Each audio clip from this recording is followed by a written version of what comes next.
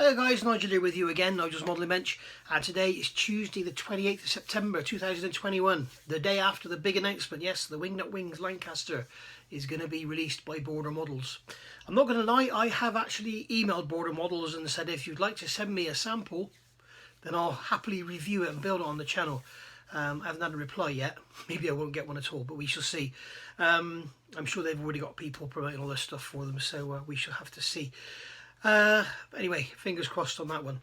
That model will definitely appear on this channel and it will definitely be built. I can assure you 100%. I've never wanted a model kit so much in my life. So this is just basically a quick channel update really, and talk about a couple of reviews I've got coming and a couple of bits and pieces I've been up to. I have been away from the channel a while. I've been working on the Land Rover. If you go and look at my Land Rover channel, Nigel's Land Rover channel, you'll see on there that it's nearly finished. It's all running and moving and everything now, so I don't do many videos on it because it's very difficult to film while you're putting bits on here, there and everywhere, you know. So I just sort of do a video like every week or whatever it is, and then just sort of show what I've done. But at the moment the weather's bloody awful. It's not very warm. It's a little bit breezy and it's very, very wet. And poor little Jess, just for those that love little Jess, Jess has had some issues. She's been sick in the mornings. Morning sickness, but no, she's not pregnant. And then it got a bit more regular, and then she started having problems with her tea as well. So had some blood tests done. Looked like she had a bit of an issue with her pancreas. £300, cute. So she's been on some special food, a special diet to see if it would calm everything down. And it did calm everything down, but she still would. She'd have 4 or 5 great days and then she'd be sick again. So obviously there's something else going on. So she's had to go in hospital yesterday, and she's had a scan. So they've shaved her belly, so she's a bit cold today, I think. And they put some cameras both ways, if you know what I mean. And they've had a good look inside her. And they've taken some samples and they've got biopsies to be done now. So that was £985. So great, thank you. So exactly £1,300. No, £1,200, sorry. No, £1,300 I've spent on Jess in the last few weeks. So, but you know, we do it, don't we? She's worth it. So anyway, so back to the model kit front.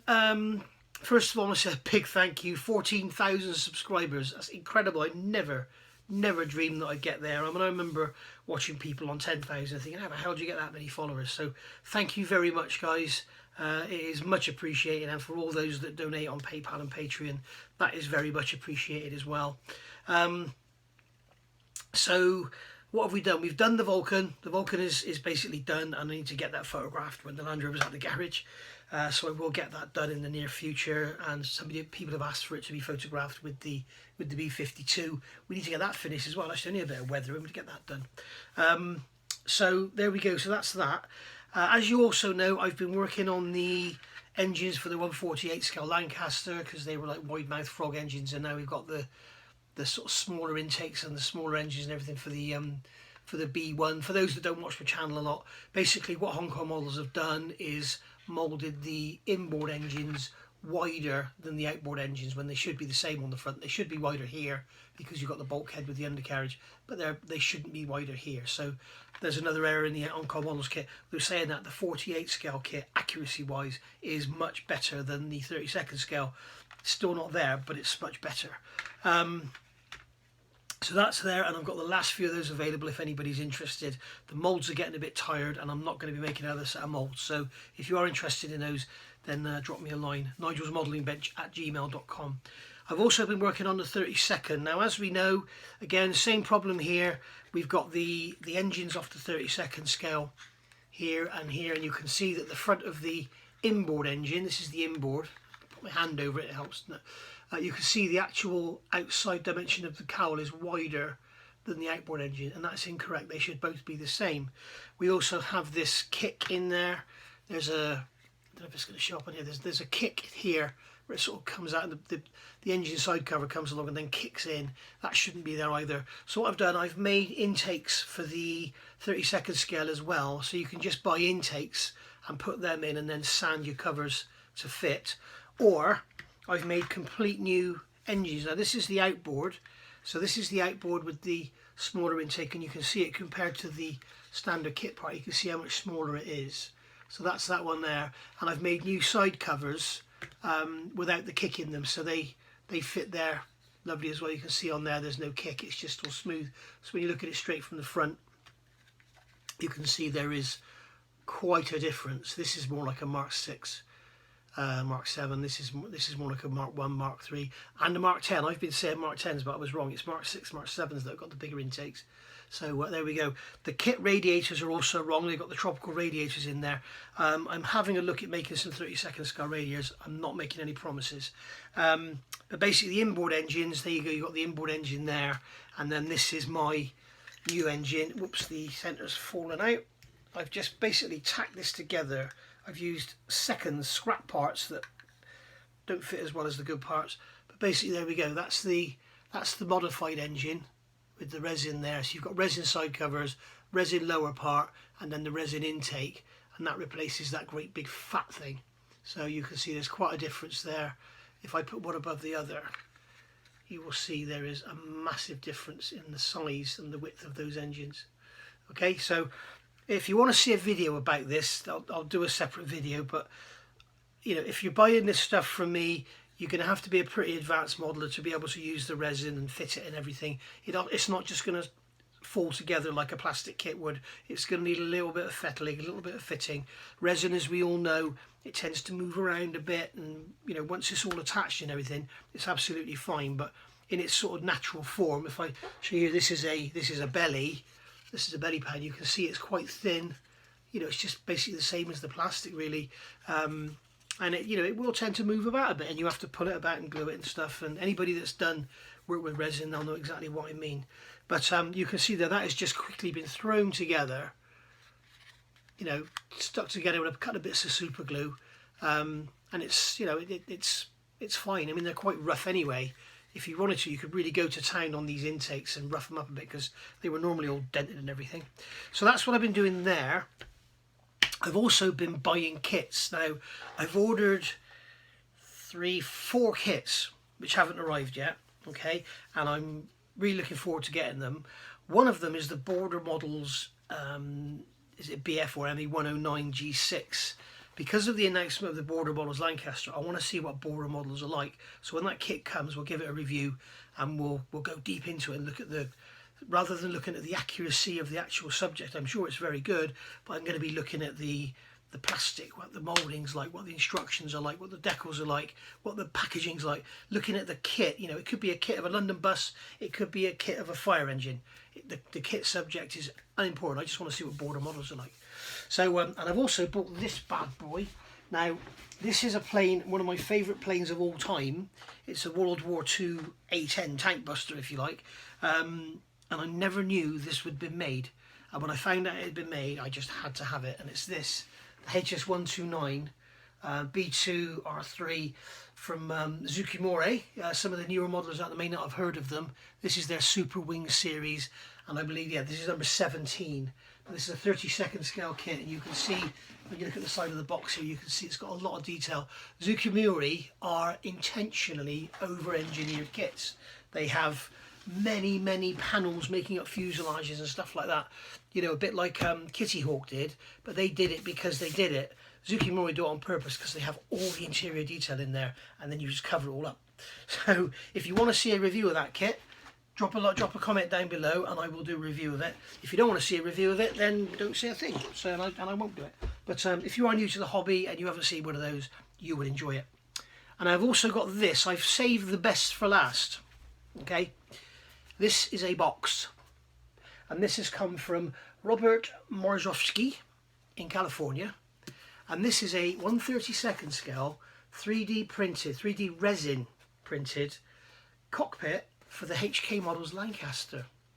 Now, as we all know, there's a lot of problems with the HK Models Lancaster in 32nd scale, and for me the biggest one is the cockpit. It's a complete and utter mess. There's bits missing, it's simplified, the seat sits too high, the backrest is too high, the instrument panel should be angled back and it's not, it's just straight up. They've got no detail around the front of the floor area. The floor area that the seat sits on is too big. They've missed out all the trim controls down the sides. They've missed out all the mat pockets and everything down next to the pilot. There's none of the gear around the back of the seat. The seat is too big, the base of the seat is too long, the back of the seat is very simplified. Other than that, it's brilliant. So we're going to do a review on this, and this is absolutely gorgeous. I've removed the address label and that from the box so you can't see where I live, but basically I have had a very quick look inside. I haven't opened the instructions, I haven't opened any bags, but believe me guys, this is stunning. When we look at my resin, okay, and everybody says how lovely my resin is, this is rubbish compared to this. This is beautiful. So anyway, but I don't have a 3D resin printing machine, and if I did, I wouldn't have the will or the desire to use it. People ask me to send them 3D software. I do all this by hand. I carve it from a block, okay? So I basically take a mould of the original part, add loads of filler to it, carve it around so it ends up looking nothing like the original. Believe it or not, that part there, okay, came from a moulding of that. So this part here came from a moulding of that part there. So what I do is mould it, chop it all about, cut it all about, get it right with filler and everything, get it so that it looks nice, and then I take a mould of it. So I'm not moulding, I am moulding the plastic kit parts, but I'm not actually selling them, I'm not using them. I mould the kit parts, modify them, and then I know if I don't touch the location faces where it fits onto the model, then I know it's going to fit fine. So that's basically what I do. Or I start from scratch. And by the way, a few of you have been asking, particularly Chris, about the tail for the B52G, and I can show you here. This is the new tail for the B52G. Okay, so this has got the block on it for the plug and everything now. This is where the gun goes, and this is on the Model Collect kit. This is all the wrong shape. So that's the tail section there. And then this is the actual rear fuselage section, sorry, wrong side. This is the rear fuselage section with the corrected position of that little piece there, and the box, I can't remember what it's called there, that box on the side there, but you can see it's got the profile on it there. And on the Model Collect kit, it's much too small and it's the wrong shape and it's in the wrong place. But other than that, it's perfect. So that's that there. And then you've also got the 40-inch parallel extension. So if you wanted to make a short tail G, then you just do that. Okay, so you'd have a short tail G, but if you wanted to make a long tail G, you put the 40-inch extension in there and you'd have that. So particularly to Chris, who has been asking about this, I said I would get them moulded up and get some sent over to him. Unfortunately, I've got no silicone. I've ordered some more silicone today, so once the silicone comes, I can make some moulds and get these done. But I've used up my last bit of silicone on the Lancaster parts, and as I say, I've got 6 or 7 people who've already ordered these, and I've got about 6 sets made, I think. I'm still working on the outers here, still moulding these, the outers for the outboard engines. If you want a set, let me know. It's going to be first come, first served, and this isn't some kind of sales tactic. I've probably spent 40 odd quid on silicone to make the moulds, to make these parts, and it's just not worth making more moulds because, you know, the moulds only make about 6 or 7 sets. So, you know, it's a lot of work. It's all the smells and all the chemicals and everything. I'd rather not do it. So if you do want one of those, let me know, but it is going to be first come, first served. I'm afraid in the very near future I'm going to be saying, sorry, I'm not doing them anymore because, you know, it's just not worth it. So anyway, thanks for watching, guys. As I say, let me know in the comments below. I am going to do a review of this. This is the Lancaster Cockpit, definitely. If you want to see a video on these, a close-up look, then let me know. If you want to see a inbox opening of that beautiful Zucchimore HS129 tank buster, then let me know. See you all soon. Thanks for watching. Bye for now.